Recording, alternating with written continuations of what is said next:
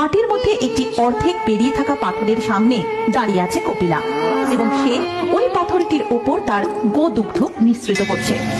এই দৃশ্য দেখে গোটা গ্রামবাসী হতবাক হয়ে পড়ে এবং তারপর মাটি খুঁড়ে সেই পাথরটিকে তুলে আনা হয়।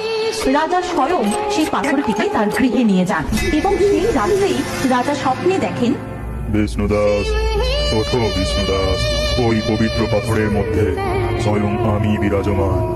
আমি তোমাকে আদেশ করছি, তুমি এখানে আমার একটি মন্দির প্রতিষ্ঠা করবে, যার নাম হবে বাবা তারকনাথের মন্দির। আর তুমিই হবে আমার মন্দিরের প্রধান পুরোহিত। আর এই মন্দিরের নাম অনুযায়ী এই স্থানের নাম হবে তারকেশ্বর। এমন স্বপ্ন দেখে রাজার ঘুম ভেঙে যায় এবং পরের দিন থেকেই তিনি মন্দির নির্মাণের কাজ শুরু করেন। এইভাবেই প্রতিষ্ঠা হয় তারকনাথ বাবার মন্দির এবং রাজা বিষ্ণুদাস হয়ে ওঠেন ওই মন্দিরের প্রধান পুরোহিত।